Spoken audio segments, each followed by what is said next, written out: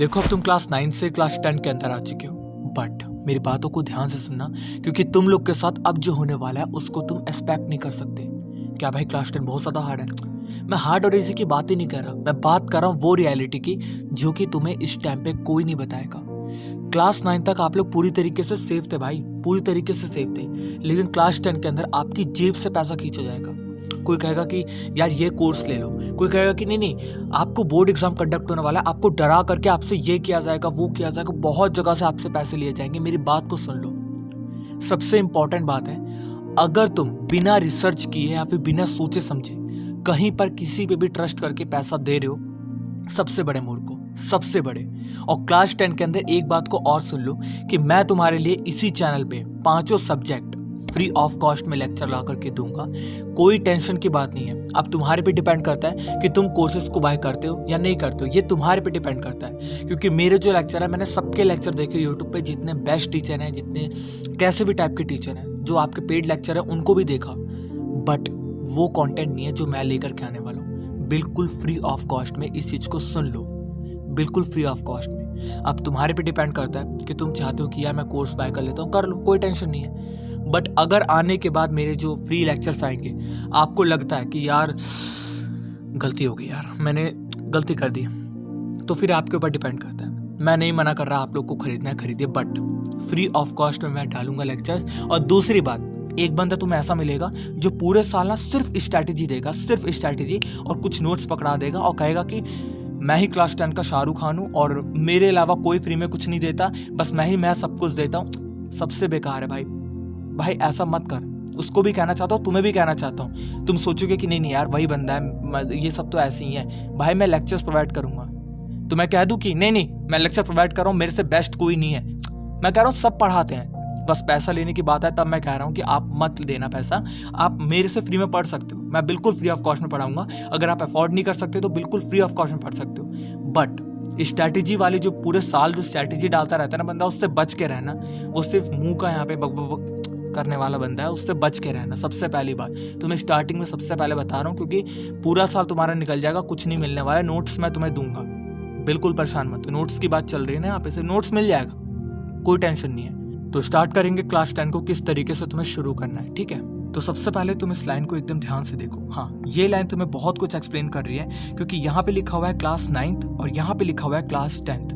और तुम में से अधिकतर बच्चों की क्लास 9 जो है वो अच्छी नहीं गई।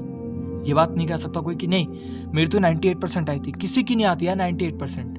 मैं आपके मम्मी पापा को भी एक चीज़ कहना चाहता हूँ, अंकल आंटी अगर इस बच्चे की कम परसेंटेज आई है ना, प्लीज़ इसको डांटना मत। मुझे पता आप कहोगे कि तू कौन होता है, इसने मेहनत नहीं करी।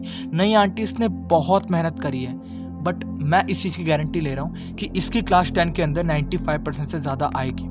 ये गारंटी आंटी मैं आपसे ले रहा हूँ, सच बता रहा हूँ। मैं इसको सारे लेक्चर्स ला करके दूंगा, सारे important question, previous year question, सब चीज़ ला करके दूंगा।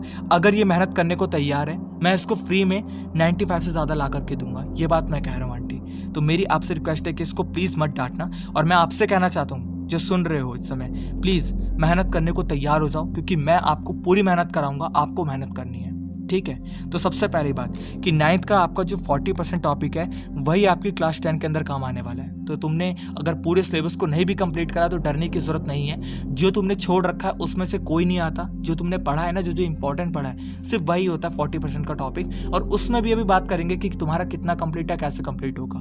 क्लास 10 का टोटल 60% टॉपिक ही तुम्हारा काम आएगा, जिसको मिला करके 9th का 40%, क्लास 10 का 60% मिला करके तुम्हारी हो जाएगी 100%। तो अगर कोई बच्चा 100% लाना चाहता है तो उसके पास अभी 60% पूरा का पूरा बचा हुआ है। अगर उसने क्लास 9 को गंवा दिया, पूरी तरीके से गंवा दिया, तब भी कह रहा हूँ, ठीक है। तो 60% आपके पास बचा हुआ है, इस 60% को पूरा कंप्लीट करना। क्योंकि इस टाइम पे भी जाकर के यूट्यूब पे देखोगे ना तो इंपॉर्टेंट क्वेश्चन की वीडियो डाल रही है इस साल के बच्चों की, जो अभी 2022 का एग्जाम दे रहे हैं। देखो जरा, उन बच्चों की इतनी हालत खराब है ना, कमेंट बॉक्स में लिखे जा रहे हैं बच्चे कि भाई यार इंपॉर्टेंट क्वेश्चन दे दो, भाई एक क्वेश्चन करके हो जाएगा। वो क्यों है? क्योंकि उन्होंने स्टार्टिंग से इस चीज़ को फोकस नहीं करा। और तुम हो लेजेंड बच्चे, तुम्हें बनना है लेजेंड। तो तुम यहाँ पे सोच लो कि मेरे को लास्ट में जाकर के गिड़गिड़ाना ना पड़े किसी के कमेंट बॉक्स में।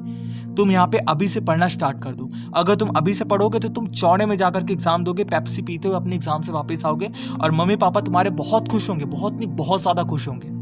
तो इस चीज़ को मान लो कि तुम्हें ये 60% किसी भी कीमत पर नहीं छोड़ने मतलब नहीं छोड़ने। अब बात आती है, तुमने 9th के अंदर पूरा का पूरा टॉपिक तो पढ़ा नहीं होगा 40% का। मैं मान के चलता हूँ कि तुमने सिर्फ और सिर्फ 20% टॉपिक को ही पढ़ा है। हाँ भाई, मैंने 20% ही पढ़ा होगा, इससे ज़्यादा तो पढ़ा ही नहीं होगा, तो बहुत है। 20% तुम्हारा हो गया 9th का, 10th का हो गया तुम्हारा 60%, तो टोटल मिलाकर के हो गया तुम्हारा यहाँ पे 80%। मतलब कि अभी तुम्हारे पास जो अभी तुम वीडियो देख रहे हो, अप्रैल से लेकर के तुम्हारे पास एंड तक का जो टाइम बचा है, 80% तुम्हारा तो अभी से फिक्स है। 80% तुम्हारे आ चुके हैं एग्जाम के अंदर। अब बचता है तुम्हारा क्लास 9th का 10 से 15% का टॉपिक। 10 से 15% तुम करोगे, पूरा तो करोगे नहीं, 20% जो बचा हुआ है, तो 10 से 15% तुम निकाल करके कभी भी कर सकते हो इधर उधर में करके, तो तुम्हारी टोटल हो जाएगी 95%। मतलब कि अगर तुम पीछे हो तो सिर्फ 10 से 15% ही पीछे हो। 80% तो फिक्स ही है तुम्हारी, तो 10 से 15% ही तो है 95 में पीछे तुम्हारी। तो 10 से 15% के लिए तुम्हें अच्छे से मेहनत करनी है, जो एक्स्ट्रा मेहनत होगी तुम्हारी।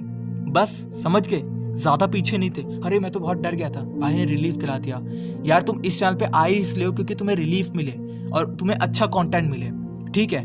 अब इसके बाद कुछ बात आती है कि तुम्हें किस तरीके से शुरुआत करनी है, कैसे तुम शुरुआत करोगे। सबसे पहली बात मैंने तुम्हें यहाँ पे बता दिया कि फ्री वीडियोस मैं तुम्हें ला करके दूंगा। तो मैं कब से ला करके दूंगा उसके बारे में थोड़ा सा अभी मैं मेक कर रहा हूँ। जैसी शेड्यूल हो जाएगी मेरी सारी वीडियोस मैं तुम्हें बता दूंगा, ठीक है। तब तक तुम जा करके यूट्यूब पे बहुत सारे लेक्चर्स डले हैं जो कि फ्री के हैं। मैं फिर से कह रहा हूँ, कोर्स बेचरा भी यहाँ पे स्किप मारो। जब तक मेरे लेक्चर नहीं आते तुम नहीं देख लेते, तब तक स्किप मारो थोड़े दिन। अभी तुम YouTube पे फ्री लेक्चर्स देखोगे। और दूसरी बात, अगर तुम्हें कोर्सेज लेने का बहुत मन है या फिर तुम सोच रहे हो कि नहीं यार मैं तो कोर्सेज से ही पढ़ता हूँ, वो बंदा बहुत अच्छा है, तो मैं आपसे एक रिक्वेस्ट करूंगा, आपके आसपास ना कोई ट्यूशन वाले भैया या फिर ट्यूशन वाली दीदी होंगे, आप उनसे जा करके पढ़ लेना। क्योंकि कोचिंग सेंटर आपके आसपास होंगे ना, वो बहुत सारे बड़े बड़े होते हैं, वो भी पैसा कमाने पे ध्यान देते हैं। लेकिन कुछ ऐसे लोग होते हैं जो कि घर में ना दीदी भैया आपके खोल के बैठे होते हैं, उनको बहुत ज़रूरत होती है। वो सोचते हैं कि मैं अपने ना घर का खर्चा निकालूंगा। अगर 8 बच्चे भी मेरे साथ जुड़ गए क्लास 10 के, तो उनके घर का मतलब 3000 रुपये महीने का निकल जाएगा। ये सोच के वो काम करते हैं। तो आप उनके पास जाकर के पढ़ो, क्योंकि वो अपनी शिद्दत से तुम्हें पढ़ाएंगे। अगर तुम्हें कोई डाउट होगा ना, तो वो तुम्हारे डाउट को भी सॉल्व करेंगे। मैं नहीं चाहता कि यार मैं चाहता हूँ कि मेरी वजह से ना हर किसी का पेट भरे और तुम भी खुश हो, और तुम्हारे जो दीदी भैया जो भी यहाँ पे ट्यूशन पढ़ने जाओगे वो भी खुश हो, उनका भी घर चले। और मतलब बड़े कोचिंग सेंटर तो यार देखो अपना पेट भरने पे ध्यान देते हैं, उनको नहीं लेना देना ना तुमसे ना किसी से, ये बात तुम भी जानते हो। तो मेरी बात आपसे रिक्वेस्ट है, प्लीज़ अगर आपके आसपास कोई दीदी भैया है, अगर आपको ट्यूशन पढ़ने का मन है, तो प्लीज़ उनके पास जा करके पढ़ो, जिससे उनका भी यहाँ पे गुजारा चले। क्योंकि देखो यूट्यूब पे कंटेंट बनाना बहुत मुश्किल है, बहुत मुश्किल है, और यूट्यूब पे कंटेंट बना करके सस्टेन रहना ये भी बहुत मुश्किल है। तो वो दीदी भैया अपने कॉलेजेस पे ध्यान दे, अपने घर पे ध्यान दे, उनकी परिस्थिति पे ध्यान दे। तो प्लीज़ अगर आपको ज़्यादा ही है तो प्लीज़ आप लोग उन दीदी भैया से पढ़ सकते हो। ये मैं आपको नहीं कह रहा कि सिर्फ मेरे एरिया के आकर के पढ़ो, आप कहीं पर भी हो वहाँ पे जा करके पढ़ो, ठीक है। दूसरी बात, NCERT बुक आपकी 100% इनफ है। आप मत सोचना कि यार मुझे कोई और रेफरेंस लेनी पड़ेगी, नहीं, आपको कोई रेफरेंस लेने की जरूरत नहीं है। 100% इनफ है। या भाई 100% है, यस 100% इनफ है। तुम्हें कहेंगे कि RD शर्मा, भाई मैं कह रहा हूँ RD शर्मा मत करना।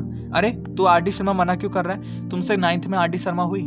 RD शर्मा ना सिर्फ एक टर्म बन चुकी है कि मैं RD लगा रहा हूँ। यार RD पूरे साल में कंप्लीट ही नहीं होती, पूरा साल निकल जाएगा तुम्हारा, 1-2 चैप्टर 3 चैप्टर कंप्लीट होता है, इससे ज़्यादा होता ही नहीं RD शर्मा का।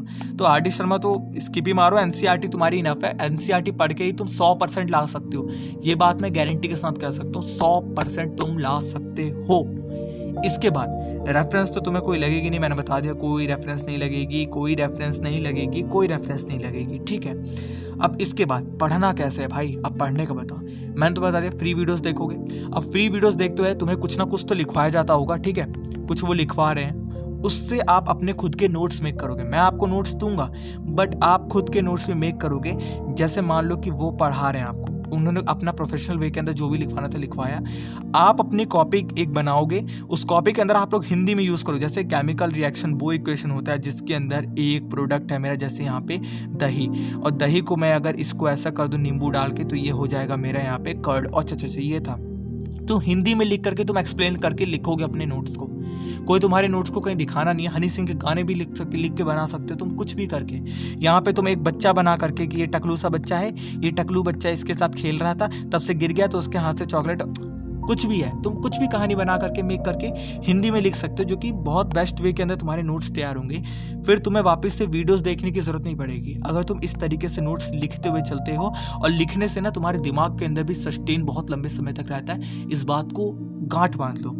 दूसरी बात, नीचे आपको दिए जाएंगे नोट्स। हाँ, कुछ नोट्स होंगे नीचे आपको, जैसा आप स्क्रीन पे इस समय देख रहे हो ना, ये नोट्स तुम्हें मिलने वाले हैं नीचे डिस्क्रिप्शन में। ये अमन भैया के नोट्स हैं, लेकिन बहुत ही बेस्ट नोट है।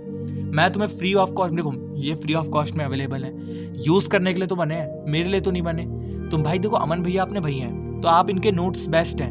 मैं नहीं कहता कि यार भाई देखो, मेरे को खुद बनाने की जरूरत ही क्यों पड़ेगी, क्योंकि मैं लेक्चर्स आपको देने वाला हूँ, तो लेक्चर्स के अंदर तो नोट्स होंगे ही अवेलेबल। तो ये आपके नोट्स अभी के टाइम पे काम आ सकते हैं अगर तुम अभी से शुरुआत कर रहे हो। बहुत ही बेस्ट नोट है, ठीक है, बेस्ट नोट है, इनको अच्छे से कर लेना। इसके बाद रिवीजन तुम्हें करनी है। देखो रिवीजन काफी ज्यादा इंपॉर्टेंट है। रिवीजन तुम किस तरीके से करोगे उसको भी सुन लो। जैसे मान लो तुमने अभी अभी पहला लेक्चर देखा, और लेक्चर देखने के बाद तुमने उसको लिख लिया नोट्स बना करके, ठीक है। जैसे तुम्हारा कंप्लीट होता है, जैसे यहाँ पे कंप्लीट हुआ ना, कंप्लीट होने के बाद तुरंत तुम्हें एक और रिवाइज मार लेना है, जो कि होगा तुम्हारा दूसरा रिवीजन। उसके बाद जैसे तुम यहाँ पे 2 बारी कंप्लीट कर लेते हो एक ही टाइम के अंदर, एक जैसे मान लो आज के दिन तुमने पहला चैप्टर पढ़ा और उसी को फिर से रिवाइज मार लिया, तो 2 रिवीजन तुम्हारा एक दिन के अंदर हो जाएगा। तीसरा रिवीजन मारोगे तुम लोग यहाँ पे अपना सैटरडे या फिर संडे के दिन, जो भी तुम्हारा टाइम फिक्स हो, ठीक है। ये होगा तुम्हारा 3 रिवीजन जो कि तुम्हें करना है। इसके बाद आते हैं तुम्हारे previous year question. Previous year question की बात करें तो तुम्हें यहाँ पे इस टाइम पे चैप्टर वाइज वाली कोई बुक जो है मिल जाए तो तुम उसको खरीद सकते हो, चैप्टर वाइज वाली किताबें। नहीं तो मैं अभी यहाँ पे देख रहा हूँ कौन से बेस्ट है, मैं तुम्हें बता दूंगा, ठीक है। तो चैप्टर वाइज तुम्हारे प्रीवियस ईयर क्वेश्चन अभी मत खरीदना, अभी जरूरत भी नहीं, पहले अपने लेक्चर चालू करो। बट इंपॉर्टेंट है, ये तुम्हें बताना काफी ज्यादा जरूरी है। तो प्रीवियस ईयर क्वेश्चन के लिए मैं तुम्हें अभी बताऊंगा कि कौन सा बेस्ट रहेगा तुम्हारे लिए, ठीक है। इसके बाद कुछ इंपॉर्टेंट टिप्स हैं जो कि तुम्हें अभी अच्छे से ध्यान रखना है। यूनिट टेस्ट पेपर को सीरियस लेना है। तुम्हारे क्लास के अंदर, स्कूल के अंदर जो भी यूनिट टेस्ट कंडक्ट होगा, तुम्हारा कोई पेपर कंडक्ट होगा, उसको सीरियस लेना। ये मत सोचना कि नहीं यार मैं तो मेन पेपर की तैयारी कर रहा हूँ, ये सब क्या पेपर होते हैं, यूनिट टेस्ट बच्चे से पेपर है, ऐसा मत करना। क्योंकि तुम अगर इसको नेग्लेक्ट कर रहे हो ना, इसको सोच रहे हो कि बच्चा है ना, तो तुम बच्चे हो। और अगर तुम सोच रहे हो कि ये मेरे लिए इंपॉर्टेंट नहीं है, तो वो जो तुम्हारा मेन पेपर होगा ना, वो तुम्हें इंपॉर्टेंस नहीं देगा, फिर तुम हो जाओगे 30% में फेल।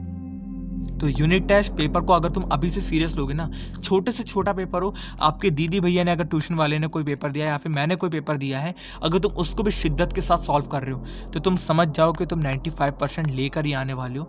तुम्हें किसी का बाप नहीं रोक सकता 95% लाने से। दूसरी बात, नोट्स को वीक में 3 बारी रिवाइज करना है, जो कि मैंने तुम्हें बता दिया किस तरीके से रिवाइज करना होता है। चौथा, टाइम टेबल मत बनाना। काफ़ी बच्चे टाइम टेबल बनाते हैं सुबह 9 से लेकर 10 बजे तक। ये टाइम टेबल बिल्कुल नहीं चलने वाला, बिल्कुल नहीं चलने वाला। मैं लिखित दे रहा हूँ, अगर तुम बना रहे हो तुम बेकार हो, टाइम वेस्ट कर रहे हो। बिल्कुल नहीं चलने वाला, बिल्कुल भी नहीं चलने वाला, बिल्कुल भी नहीं चलने वाला। सुन लिया? अब क्या करना है तुम्हें, सुनो। तुम्हें अपने टारगेट को फिक्स करके पढ़ना है। टारगेट को फिक्स कैसे करके पढ़ना है मैं बताता हूँ। मान लो तुम यहाँ पे आज पढ़ने बैठो, मुझे आज पढ़ने बैठना है, हो रहे हैं सुबह के 9 बज रहे हैं अभी, मेरे को आज पढ़ने बैठना, मैंने सोच लिया। अब मैं यहाँ पे ये नहीं सोचूंगा मुझे 9 से 10 पढ़ना है, नहीं, मैं अपना टॉपिक फिक्स कर लूंगा कि मेरे को साइंस का पहला चैप्टर कंप्लीट करना है। बस आज मैं पढ़ने बैठना है, मुझे इतना सोच लिया मैंने सुबह कि आज मेरे को पढ़ना है, और मैंने सुबह ही एकदम टारगेट फिक्स कर लिया कि मुझे एक चैप्टर कंप्लीट करना है बस। अब मुझे नहीं पता इसके अंदर 10 घंटे लग रहे हैं, मुझे नहीं पता इसके अंदर 5 घंटे लग रहे हैं, मुझे नहीं पता इसके अंदर 15 मिनट लगेंगे, बट मुझे एक चैप्टर कंप्लीट करना है बस। इतना टारगेट फिक्स कर लो। टारगेट अगर फिक्स है ना तो कोई टाइम की बाउंडिंग नहीं रहती कि चाहे तुम्हारा एक मिनट में कंप्लीट हो गया तो ठीक है, 10 मिनट में हो तो भी ठीक है, 20 मिनट हुआ तो भी ठीक है, 30 मिनट में तो भी ठीक है, या आधे घंटे, 1 घंटे, 2 घंटे। तो टॉपिक को फिक्स कर लोगे ना तो कम से कम ये तो रहेगा कि हाँ यार मैंने आज के दिन एक टॉपिक कंप्लीट हो गया, एक चैप्टर पूरा कंप्लीट हो गया। वरना टाइमिंग के हिसाब से बैठोगे 8 से 10 में बैठना मुझे सिर्फ, तो 8 से 10 में मान लो आधा टॉपिक भी कंप्लीट नहीं हुआ, 8 से 10 हो गए कंप्लीट, उठ के बैठ के भागो तो बेकार है ना ये सब। तो अपने टॉपिक को फिक्स कर लो। ये सोचो कि मेरा टॉपिक फिक्स है, अब तो मैं लेजेंड हूँ, ये टॉपिक फिक्स करूंगा, उसके बाद उठ करके खेलूंगा, कूदूंगा, ऐस मचा दूंगा, लेकिन पहले मैं टॉपिक कंप्लीट करूंगा उसके बाद। बस इतना तुम्हें ध्यान देना है। तो ये स्ट्रैटेजी थी तुम्हारी। अगर तुम इसको अच्छे से फॉलो करते हो तुम बन जाओगे अपनी क्लास 10 के अंदर लेजेंड। मैं फिर से कह रहा हूँ क्लास 10 में बरकरार